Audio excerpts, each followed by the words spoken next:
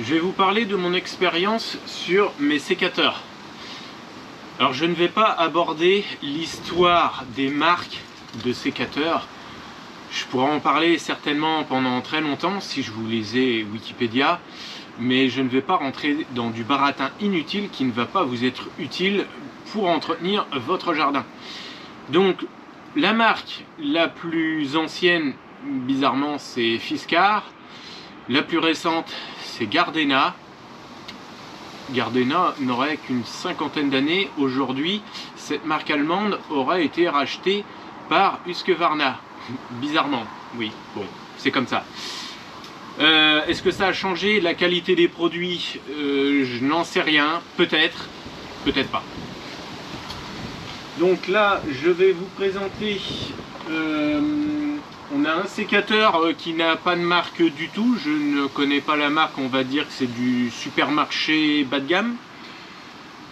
On a du moyen, du très bon, on a du petit, on a du moyen en taille et on a du grand et avec des manches télescopiques aussi.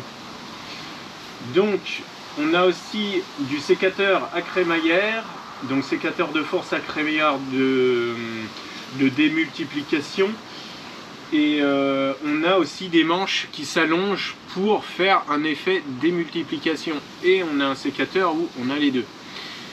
Donc sur la marque Bahco, donc c'est une marque que j'apprécie, que j'utilise depuis longtemps. Alors Bahco, Sandvik, c'est à peu près la même chose. C'est une marque suédoise, ça a plus d'une centaine d'années. Une marque très réputée et une marque dont j'en suis quand même très content, même si j'ai réussi quand même à casser leur matériel. Allez, on commence par le plus merdique et le moins efficace.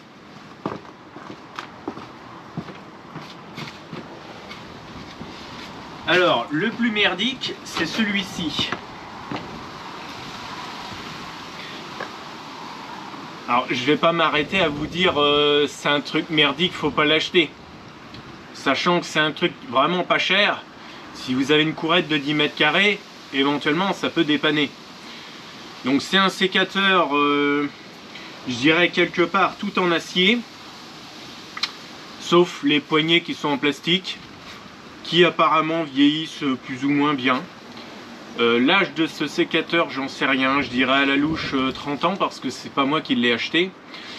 Là où on voit que c'est de la merde, eh bien, regardez, aïe. Donc, quand on met un coup de sécateur, on se tape dans les mains. Pourquoi on se tape dans les mains? Parce que les manches ont tordu. Donc, dès qu'on va forcer avec ce sécateur, les manches vont se tordre. Donc, ici, on voit que c'est un peu tordu. Ici, c'est à peu près droit, à peu près. Je vois un petit défaut, mais celui-ci, il est quand même un peu tordu. Alors, normalement, quand on coupe une branche, ça doit s'arrêter à peu près là. On a un système de tampon inexistant puisque ici, au lieu d'avoir des butées souples en caoutchouc ou en plastique, on a buté acier sur acier. C'est vachement confortable, ça fait un clac. En général, si le manche n'est pas tordu, ça fait un clac, c'est pas très agréable du tout. Que dire de la lame et de la contre-lame? On va dire quand c'est neuf, je pense que ça coupe assez bien. Je vois une marque, j'arrive pas vraiment à lire. Bon, on s'en fout, c'est de la merde. Le prix d'un sécateur comme ça, je dirais approximativement entre 8 et 12 euros, peut-être 12-15 euros. Donc les manches sont chromées en acier assez fin. Je conseille pas du tout pour du dépannage, mais je conseille pas du tout parce que même pour un particulier, faut vraiment vivre dans un appart et avoir 3 plantes sur son balcon. Éventuellement, oui, mais sinon non. Je conseille pas du tout. C'est pas un outil que vous allez transmettre à vos enfants, c'est de la merde. Voilà, c'est... J'ai dû l'essayer une fois, on va l'essayer d'ailleurs, on va regarder un peu ce que ça donne. Je vais essayer de ne pas me blesser parce qu'on peut se blesser avec ce truc de merde. Alors je le précise, c'est du bois sec. Il n'est pas très gros, mais comme c'est du bois sec, c'est très dur à couper. Je suis pas sûr de y arriver, hein, parce que... Bon, il est à peu près affûté. Oui, il est à peu près affûté. Et là, j'ai coupé une section qui fait à peu près 20 mm. Est-ce que je vais arriver à couper à l'autre bout? Déjà, je pense que ça va pas être facile.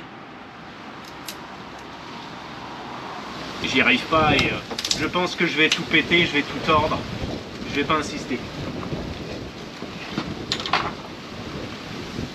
Ensuite, on passe sur du Bahco.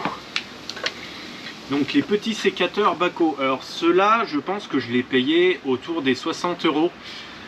Alors ne m'en voulez pas si les sécateurs que je vous présente ne se vendent plus, et ne m'en voulez pas s'ils ne sont plus affichés au prix que je donne. Parce que j'ai acheté ces sécateurs il y a quand même quelques années. Certains ont 20 ans. Oui. Mon plus vieux, il a celui que j'ai acheté en commençant, il doit avoir 25 ans à la louche. Alors ceux-là sont très légers, donc tout en aluminium, enfin tout en aluminium, manche aluminium, poignée en plastique un peu caoutchouteuse, mais ça ressemble plus à du plastique. On a buté en caoutchouc, donc ils sont assez agréables. Bon, ça a tendance à vieillir un peu, ça s'abîme.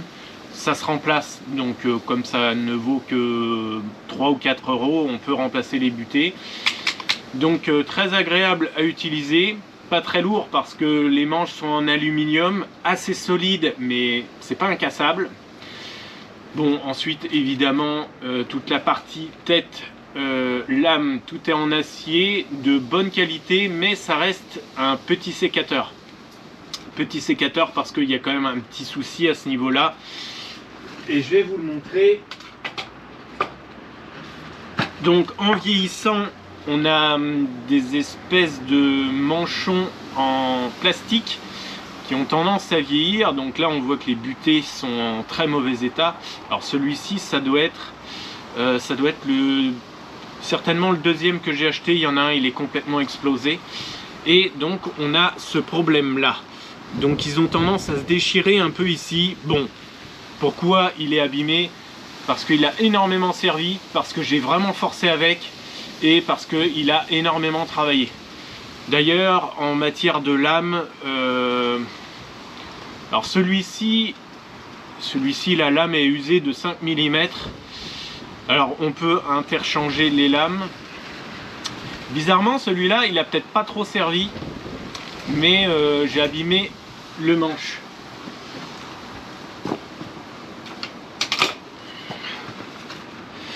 Alors celui-ci a une lame un petit peu plus usée, peut-être parce que je l'ai plus affûté aussi. Donc on voit, hein, il manque à peu près 5 mm de lame. Bon, c'est les affûtages qui font ça. Et puis évidemment, plus on l'utilise et plus il va s'user. Alors celui-ci, je vais faire une démonstration. C'est fait pour couper du petit. Alors du petit, on va dire 15, 20, 25 mm, pas de problème. Au-delà, je conseille quand même de prendre un sécateur beaucoup plus gros parce que les manches, comme je l'ai dit, sont assez fragiles. Manches en aluminium, mais ils sont un petit peu fins et ils cassent assez facilement.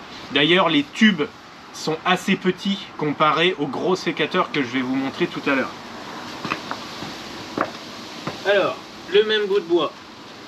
Donc celui que j'ai pas réussi à couper avec celui de tout à l'heure. Bon, celui-là, il n'est pas abîmé. On va dire que je peux forcer un peu plus, mais avec l'autre, je n'essaierai pas. Donc là, on coupe du 20-25 mm de bois sec. Sur du bois vert, par exemple, sur du tilleul, on peut couper jusqu'à 35 voire 40 mm au maximum. Sur du tilleul, du bois très tendre. Ne jamais forcer avec ce type de sécateur, je vous le rappelle, autrement vous le casserez. Si vous amusez à couper un morceau et à forcer comme ça, à mettre tout votre poids, là vous êtes à peu près sûr, il va rompre. Ensuite, Alors celui-ci, il est tout crasseux, c'est un Gardena. C'est écrit là, bon, je sais que ça se voit plus beaucoup. De ce côté-là, il est un peu moins crasseux. En réalité, c'est pas de la crasse, c'est de la peinture. Mais bon, ça revient au même. Alors celui-ci, j'ai travaillé avec pendant une semaine, il y a une vingtaine d'années. Je me suis blessé, j'ai tout de suite arrêté. Donc je pensais que c'était un sécateur assez solide, j'ai été très déçu. Il est en état quasi neuf en matière de lame, je ne l'ai jamais affûté. Donc j'ai travaillé une semaine. J'ai coupé une branche. Et en coupant la branche, je crois que j'ai dû terminer la coupe. Il a cassé ici. Et le manche s'est carrément déboîté. Et j'ai un peu reculé. Je me suis cogné la tête contre un mur. Je me suis dit, terminé, j'en veux plus. Donc celui-ci, très déçu. Je l'avais pourtant payé assez cher, je pense autour des 70 ou 80 euros, mais il y a une vingtaine d'années. Donc je dirais pas que c'est une merde, mais les manches sont trop fragiles. Autrement, en capacité de coupe, je dirais 35 mm, pas plus. C'est une capacité de coupe qui n'est pas très importante. Bizarrement, la lame est grosse, la contre-lame ne permet pas une ouverture très grande. Et ouais, la lame est bien, mais le système de contre-lame, c'est pas terrible. Après, l'assemblage, je dirais que c'est à peu près sérieux. On a des manches en aluminium, mais qui semblent un peu fragiles, peut-être un petit peu fin. Poignée en plastique. Alors je vous dirai pas comment ça vieillit parce que je m'en suis servi une semaine et puis après je l'ai bazardé dans un coin. On a des tampons en caoutchouc qui semblent vieillir assez mal et des éléments orange en plastique. Eux, eh bien, comme on peut le voir, c'est pété tout comme le manche. Alors il a été réparé, apparemment on peut s'en servir. Donc mon père l'a réparé, j'en voulais plus. Donc apparemment on peut retravailler avec, mais je m'en suis jamais resservi depuis une vingtaine d'années.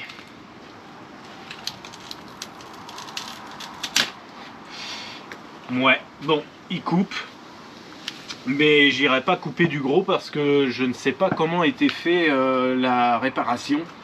Donc ce sécateur, je ne le conseille pas, malheureusement. En tout cas, celui-ci, je n'en suis pas content.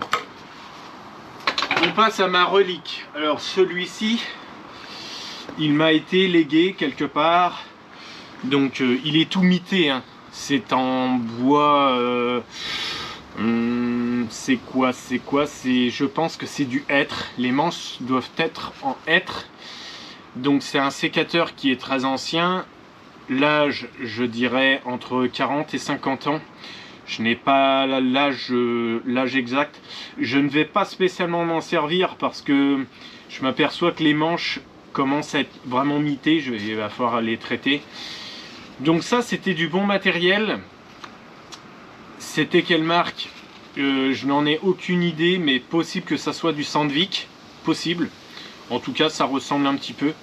On avait débuté en caoutchouc, donc ça c'était un très bon sécateur, j'ai travaillé quelques années avec. Les manches curieusement assez solides, mais comme là ils sont un peu pourris, je vais pas spécialement m'en servir, mais malgré tout j'ai quand même réussi à casser la tête. Donc les bras en acier ont pété, donc ça a été rafistolé avec deux boulons, deux trous, et c'est reparti. Alors je m'en étais resservi un petit peu comme ça, mais là je le mets en retraite. Le prix, de toute façon, ça sert à rien d'en parler parce que dans les années 80, ça n'avait rien à voir. Il est peut-être avant 1980. Suivant. Ah, et ben oui, comme je disais, le manche est pourri. Ouais, en effet, il est vraiment pourri. Donc pas de démonstration pour celui-ci. Alors celui-là, c'est à peu près la même chose, c'est du Bahco. Alors il m'est arrivé à peu près la même chose, manche en aluminium assez solide, mais j'ai réussi à le casser. Donc Bako Pradines, Made in France. Donc on a des tampons en caoutchouc, pareil, qu'on peut remplacer. Donc ici il est boulonné et heureusement j'ai pu réadapter un tube. Alors celui-ci j'ai vraiment forcé avec, j'ai beaucoup travaillé. Si on force pas c'est incassable, mais j'avoue je m'en suis servi n'importe comment.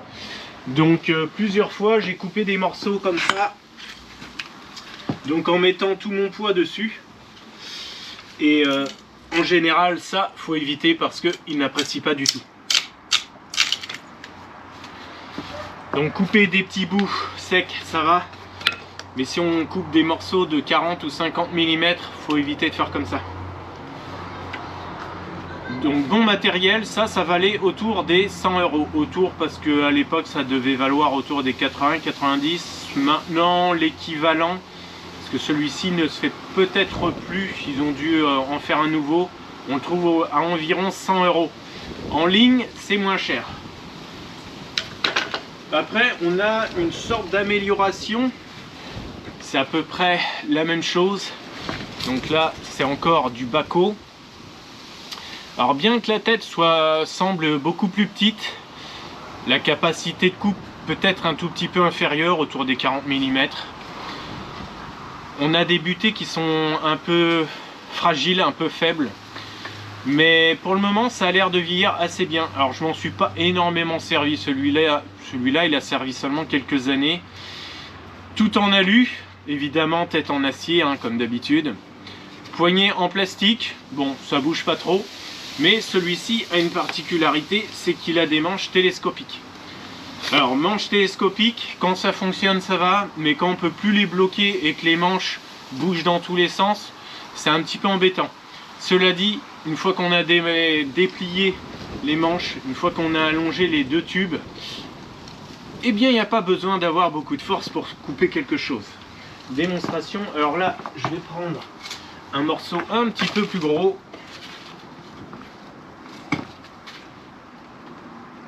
Et là il n'y a pas besoin de forcer beaucoup.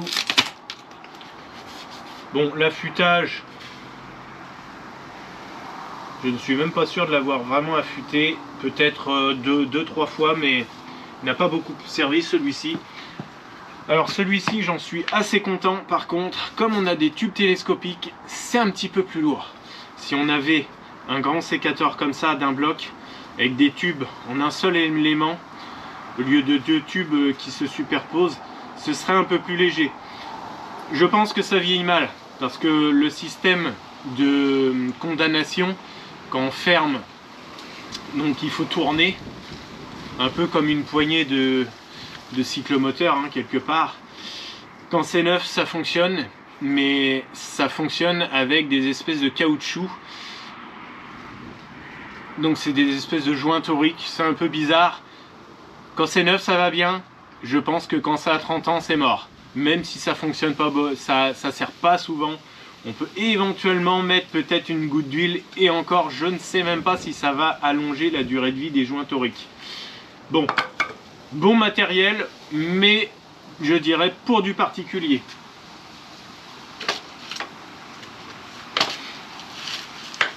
Alors celui-ci c'était vraiment du matériel pro. Bon, aujourd'hui on trouve la même chose, mais on le trouve soit en version classique, soit en version avec une petite amélioration. Donc on a un système de démultiplication qui n'est pas vraiment à crémaillère. C'est un drôle d'emboîtement, je trouve ça assez curieux, mais ça fonctionne assez bien. Alors la lame ne semble pas très impressionnante, on peut quand même couper du 45 mm assez facilement. Le seul petit défaut, il faut vraiment ouvrir très très large, donc il faut un petit peu de place pour pouvoir écarter les manches. C'est un petit défaut parce que parfois on n'a pas beaucoup de place, mais on coupe beaucoup plus facilement. Pour le moment il n'a que quelques années, celui-ci il doit avoir 1 ou 2 ans, donc ça fait environ 2 ans que je l'utilise. C'est une des dernières recrues. Évidemment on a toujours les petits tampons qui sont remplaçables facilement. En général les tampons ça va durer 5, 10, voire 15 ans. Tout dépend de l'utilisation qu'on en fait. Alors la coupe, c'est pas mal. Par contre, je trouve que quand ils sont neufs, ils nous font un ébavurage qui me correspond pas et qui ne me convient pas du tout, parce que ils font un affûtage d'un côté et un ébavurage de l'autre. Je trouve que l'ébavurage, non, faut pas le faire, parce que ça a tendance à foirer les coupes et ça fait une lame un peu plus fragile. Allez, suivant. Donc celui-ci, matériel professionnel, sans aucun doute, très bon matos. De toute façon, quelque part, je dirais que c'est à peu près ce qu'on peut trouver de mieux. Alors celui-ci, c'est du Gardena, donc une version un peu moins merdique que l'autre, je pense. Encore que je ne l'ai pas assez testé, malheureusement. Donc lui, il possède un système de crémaillère, donc pareil, hein, pour démultiplier la force. L'ouverture de la lame et contre-lame, eh bien je la trouve un peu ridicule. Gardena, c'est bien pour les scies d'élagage, mais en sécateur, jusqu'à présent, très déçu. Ensuite, bon, évidemment, comme on a une démultiplication, ça va être assez facile de couper. Les butées, j'espère que ça vieillit bien, mais j'ai pas trop confiance non plus, ça me semble pas terrible. Et je ne suis pas sûr qu'on puisse remplacer assez facilement la partie rouge de la butée. Quand on met des coups, c'est pas très agréable, c'est dur. Pour moi, ça, c'est pas du matériel pro. Ça ressemble à du matériel professionnel, mais ça, c'est vraiment pour du particulier. Le prix, je ne m'en souviens plus, mais je pense que c'est beaucoup trop cher pour ce que c'est. L'autre, je l'avais payé 60 ou 70. Celui-ci doit être à environ 70 ou 80 euros. Personnellement, pour moi, ça vaut même pas 50 balles. Je vais faire une petite démonstration, histoire de montrer que ça coupe quand même assez bien. Je me rends compte qu'une petite section, ça rentre tout pile. Bon, heureusement, avec le système de crémaillère, ça coupe quand même assez bien.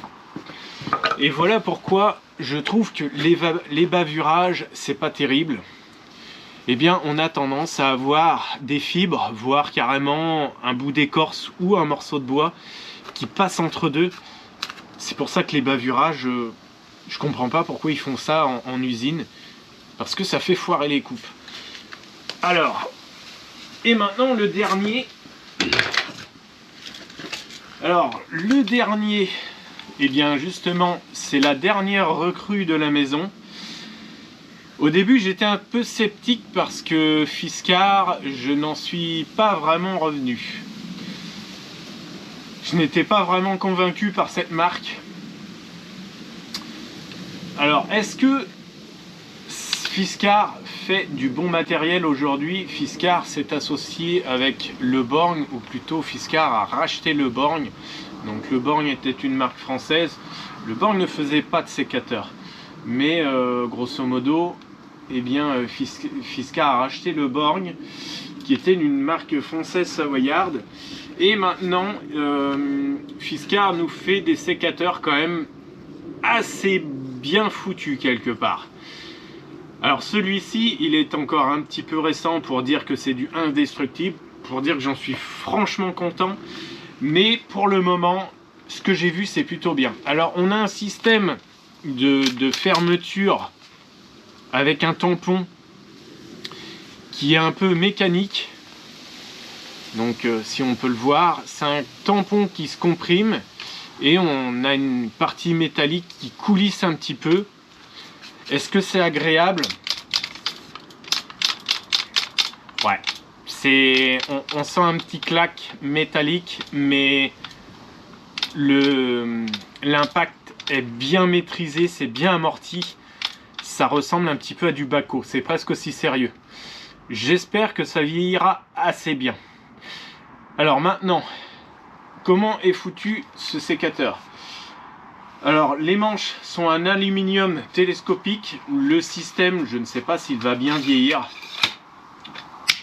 On verra bien, le temps le dira. Après vérification sur ces sécateurs de force Fiskars, c'est bien des manches en acier et pas en aluminium. En tout cas, une chose est claire,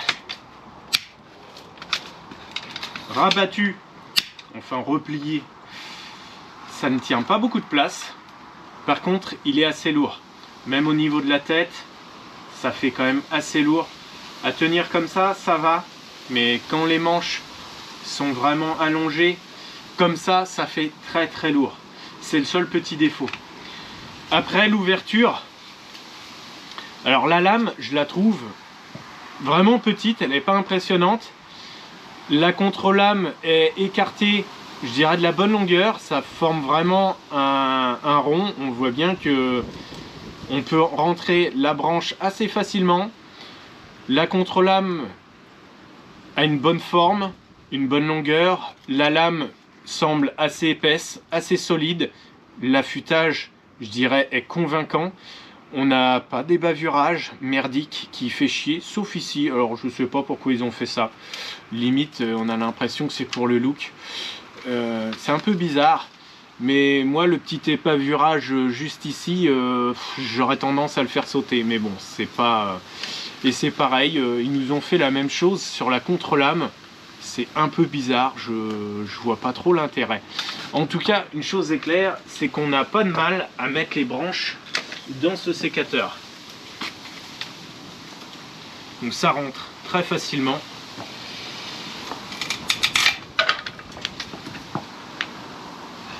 Donc ça, vraiment, c'est super sécateur. Pour le moment, j'en suis très content.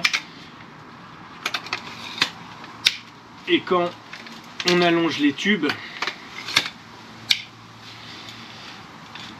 alors comme ça fait très très lourd. Bon, je dirais pour un homme ça va, mais je pense que c'est assez fatigant. Cela dit, on va très très loin parce que ça fait un très très long sécateur. Je trouve que c'est un très bel achat. Malheureusement, le prix, j'ai un peu oublié. Je crois que ça tournait autour des 75 € à la louche. Alors peut-être qu'en ligne, on peut trouver ça un peu moins cher. Je l'ai acheté dans un magasin. Alors, le morceau le plus gros, c'était celui-là. Je me souviens même plus. Bon. Et alors là, je peux vous garantir qu'il n'y a pas besoin de forcer. Alors le problème, c'est pour écarter les manches. Parce que là, faut limite faire un grand écart. C'est le seul petit point négatif. Quand on est petit, on a du mal à écarter le sécateur au maximum. Là, moi, je suis quasiment au maximum de mon écartement. Je peux pas écarter beaucoup plus. Je suis presque à fond. Je mesure 1,77 m. Je ne suis pourtant pas un nain. Mais alors, quelle facilité. On n'a aucun effort. Là, je dirais 2 doigts de chaque côté. Voilà, à 2 doigts. Je pense même à 1 doigt. C'est d'une facilité déconcertante. Quand on n'a pas beaucoup de force, je trouve que c'est très bien. Aujourd'hui, pour tout vous dire, je le garde dans la maison pour couper du bois de chauffasse qui ne rentre pas dans mon poêle. Parce que même pour couper du bois sec, en mettant les manches au plus allongées, c'est d'une facilité, c'est incroyable. On coupe des morceaux de 40 mm très facilement. Alors évidemment, le sécateur, il n'apprécie pas trop, mais jusqu'à présent, j'en suis très content. Alors le petit défaut, faut surveiller un petit peu la boulonnerie. Lorsque je l'ai acheté, la boulonnerie n'était pas serrée. Bon, j'ai mis un petit coup de clé depuis, pas de problème. Super content de ce matériel. Est-ce qu'on peut dire que c'est un sécateur professionnel? Je dirais quelque part oui. Alors, en matière de corrosion, je ne sais pas ce que ça va donner. En général, les sécateurs sont assez bien traités, ça rouille pas trop. Bon, celui-ci, je ne sais pas trop s'il va rouiller parce qu'il dort dans la maison. Alors, donc, ces 3 sécateurs-là, on pourrait dire qu'ils sont à peu près pour professionnels, mais celui-ci me semble quand même franchement inférieur aux 2 autres. Je dirais, ces deux-là sont un petit peu pareils. Ça fait pas très professionnel, mais à choisir, je préfère quand même le Bahco qui me semble moins merdique. Et comme on peut allonger les manches, ça me semble quand même beaucoup plus pratique. Mais celui-ci, non, il n'y a pas photo. Les Gardena, j'aime pas. Allez, un petit bonus.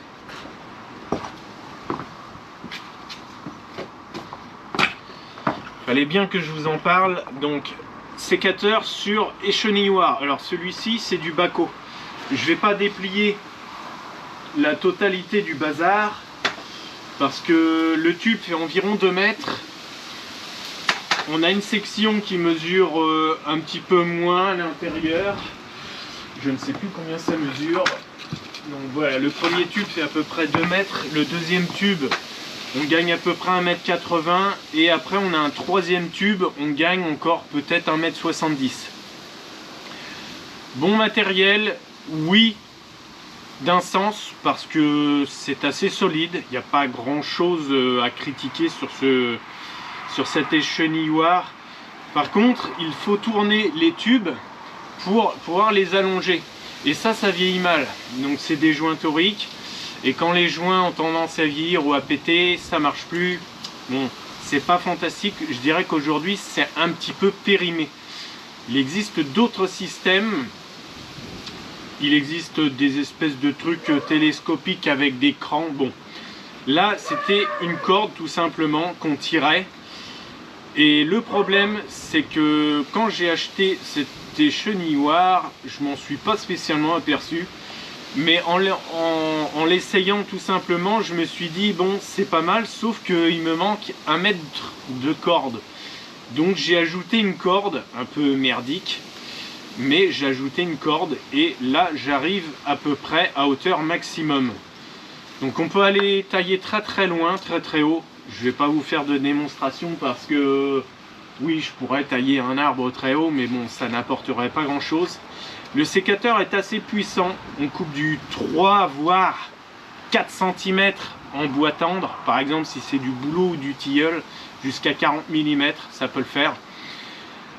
La lame est belle. La contre-lame, par contre, bride un petit peu parce que même si la lame est vraiment balèze, je trouve que la contre-lame n'est pas très bien foutue ici. C'est pas assez gros. Alors on pourrait meuler, hein, évidemment, on pourrait modifier un petit peu ça. Bon, je l'ai jamais fait. Et aujourd'hui, pour tout vous dire, je ne m'en sers quasiment plus. Pourquoi je m'en sers plus? Eh bien parce que pour sortir les manches, c'est un peu casse-pied. Donc par moment ça va bien, par moment ça se bloque. Et bon, c'est pratique. Mais en général, je préfère prendre une échelle. Je gagne mon temps parce que c'est vraiment pénible. Pourquoi utiliser cet échenilloir? C'est pénible parce qu'on travaille toujours tête en l'air et travailler dans cette position à tirer une corde, c'est infernal. Autant ça va bien pour 1 heure, mais alors travailler 3-4 heures comme ça, je peux vous garantir que c'est pénible. On a fait le tour de mes sécateurs, je vous en ai quand même présenté une dizaine, 11 avec l'échenilloir. J'espère que je vous aurai aidé à faire votre choix. En tout cas, si vous avez aimé cette vidéo, pensez à mettre un pouce. Je sais qu'il existe d'autres marques de sécateurs. Malheureusement, je ne peux pas tout vous présenter. Là, je vous ai présenté les miens. Il existe de nombreuses marques. Je vous ai présenté ce qu'on trouve d'à peu près le plus sérieux, à savoir Fiskars, qui est quand même une marque intéressante aujourd'hui. Et puis surtout, Bahco Sandvik, la référence. Allez, ciao!